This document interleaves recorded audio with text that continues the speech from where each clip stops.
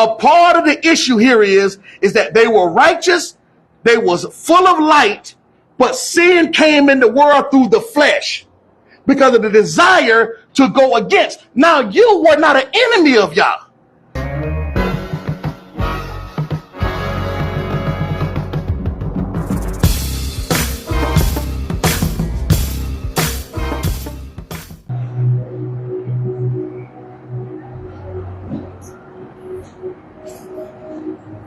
I started to PowerPoint this as I did. I started to teach it from the PowerPoint, but I think that it's better that we teach it from reading the word ourselves. If we were in ancient Israel, in ancient times, the scriptures would be read, and it would be read, and instead of those, because many didn't have scrolls to have in their lap like we have Bibles today, that there would be such a level of attention that people would even be cautious to even move an inch in their seat, because the word was so valuable and the people cherished the word being read. But today we have Bibles.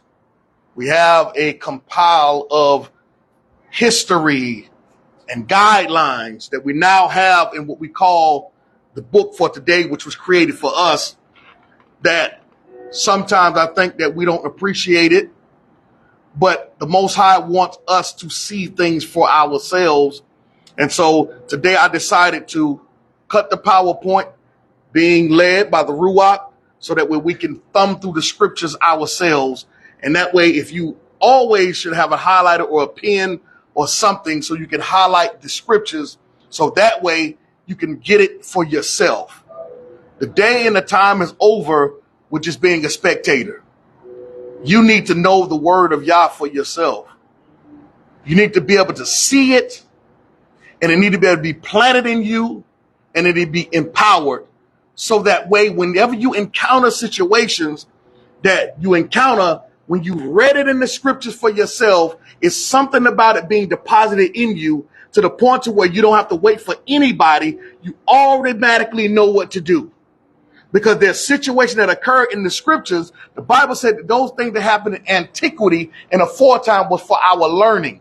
So that way, we've seen these things come about. We've seen persecution. We've seen attacks. We've seen all these things in the scriptures. We've seen fighting. We've seen all these attacks. We've seen how Satan moves. We've seen these forces in high places that are anti-Yah, and we've seen how they move. But if we don't look at it, if we don't grasp it for ourselves, if we don't get it in our being ourselves, then how can we stand alone ourselves when we caught in a situation where it seems as though things are against us, but really you would not know that you're in the majority if you don't read for yourself.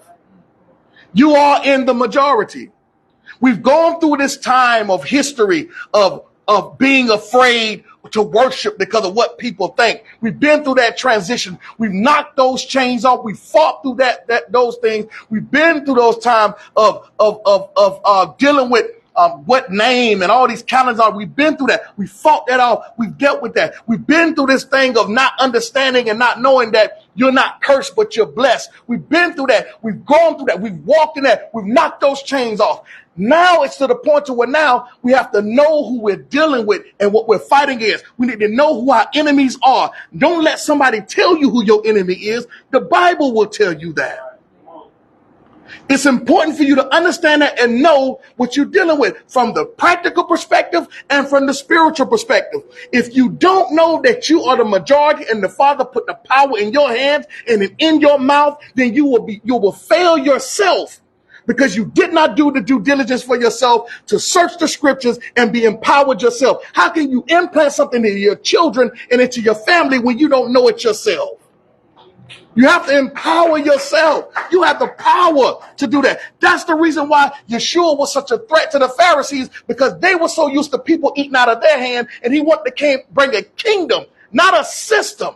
He wanted to bring a kingdom to the people and put it in their hands. But yet they didn't want that. The religious system wanted them to continue to rely on the system. That wasn't the reason why the Son came. The Son came that you may have life and life more abundantly. The Son came that you may be empowered to be able to deal with whatever situation comes your way. because there's nothing new under the sun. The issue is we don't know what our biggest enemy is. Our biggest enemy is always looking at us right in the mirror. Our enemy is the biggest enemy looking at us in the mirror. But not only that, there is a presence of force that tried to overthrow heaven that has been thrown down to the earth, and yet he's partnering with the thing that you see in the mirror. When you overcome yourself, he has nobody on his side. Heaven ain't backing him. Yah ain't backing him. The sun ain't backing him. The Ruach ain't backing him. None of that. When you're empowered, you know how to fight. If you never read the scriptures about fasting, you'll never fast. If you don't put focus and emphasis on, let me tell you something. The two greatest weapons that we have, we use the least as believers: prayer and fasting. It's hard to push back from that table. Some of them like, yeah, I'm going to fast, but when them pains hit you, you start adjusting. And it's always, I'm going somewhere here because I want to show you something. I want to show you, why does the pain hit you? Spirits don't eat. Spirits don't eat. They don't have to. Your flesh does. It always seems as though when you go on the fast, they got a potluck at work.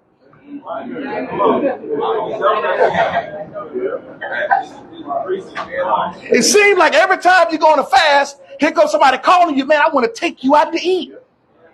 You ain't got to pay, I want to pay.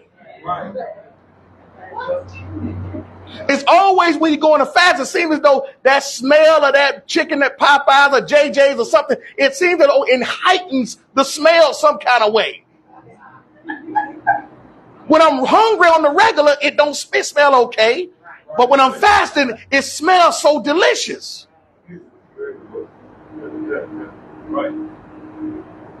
Why is that? It's because your flesh is constantly trying to dominate you.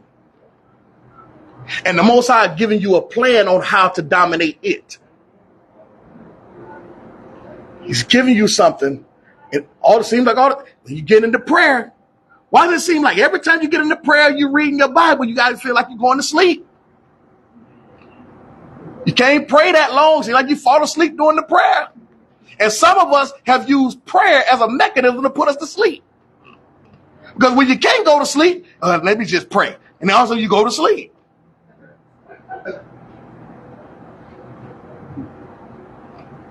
There is an enemy. But the enemy needs help. He's not powerful than you. He's not greater than you. He needs you to be carnal, to be able to use you and overpower you. Let's get into the scriptures. First thing we're going to deal with is, we're talking about demonology. We talked last week, we dealt with Satan and the angels. Today we're dealing with Satan and the flesh. The first thing we want to look at is the lust of the flesh. Let's go to Genesis chapter number 3. Genesis chapter number 3. Better sheet chapter 3. I'm going to be reading out of the ESV. And when you have it, say amen. If you can't, make sure you definitely, if you got a pen or piece of paper or using your phone, we're gonna read a couple of scriptures here, and we're gonna walk this. We're gonna try to get through this. Got 22 slides. We're gonna try to get this. All these scriptures are not long chapters, but they're a synopsis. I want to break these things down so you can be able to look at it and see. So let's start in Genesis. What more than to start in better sheet in Genesis? In the beginning. Here's the thing. You can teach everything you need to teach from Genesis. Did you know that? You can preach the gospel from Genesis. If you grasp Genesis, the beginning, everything else falls in place. If you misinterpret it, everything's going to fall away. Chapter 3, verse 1. It says, now the serpent was more crafty than any other beast of the field that the Elohim had made. I want y'all to listen to this right here. I want y'all to check this out. The Most High made a crafty thing. Let me say this for y'all again so I can grasp this. He made it with the attributes of being crafty, right? Look at this. It says, he said to the woman, this is the thing that was crafty that was made. He's talking to the woman, right? He said to the woman, did Yah actually say, you shall not eat any tree in the garden? She cool right now, right? He's having a conversation with her. He hasn't entered into her. None of that. He's having an outside conversation. She's fine. She ain't in sin right now. Watch this. Verse 2. And the woman said to the serpent. So you got to be careful of talking to things that you know, that are more crafty than you. You got to be careful when you don't have the jurisdiction or the authority to do certain things. Don't do it because you think it's cool. Okay? It can get you in trouble. Look at what it says here.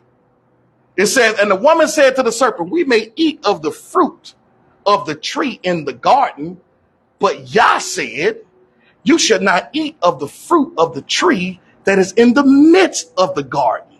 So she knows the geographical location of where this thing is that was told to her that she cannot do. She can't touch, she can't eat, she can't deal with it. She know where it is. She ain't in sin yet. Just her having a conversation with who is her enemy, she ain't in sin yet.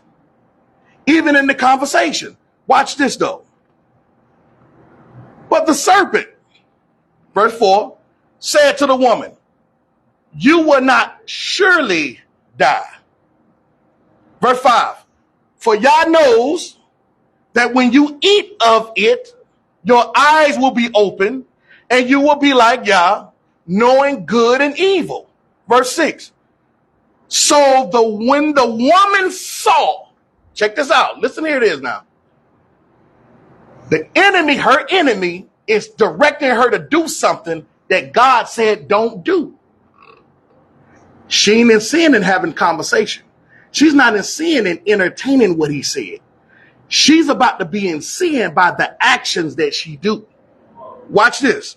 Here it is. So the woman saw the tree was good for food and that it was a delight to the eyes. Her flesh, right? She entertained, had a conversation with someone who's trying to get her to do something outside of what the Most High told her to do. She goes and entertains it. She does what he said don't do, but the doing started with the eyes first. The actions and the thought was created before the touch of it. So when Mashiach comes on the scene, he elevates the law, not decrease the law. He said, if a man so think of it, he is in sin. Because when she's in the garden, she's automatically seeing it and it's desirable. Just like that smell when you fasted. You can automatically taste that yard bird if that's what you desiring. Because it hit your nostrils. Why? Because your flesh itself is desiring it so much that you can taste the seasoning in it and it ain't even in your mouth. Watch this. Look what it says here. It says in verse number 6. It says, and when a woman saw that the tree was good for food and that it was a delight to the eyes and the tree was to be desired to make one wise, she took of it, of the fruit, and ate. And she also gave some to her husband who was with her, and he ate. Right? Watch this. Verse 7. Then the eyes of both were open, and they knew they were naked. A part of the issue here is that they were righteous, they was full of light, but sin came in the world through the flesh because of the desire to go against. Now you were not an enemy of Yah.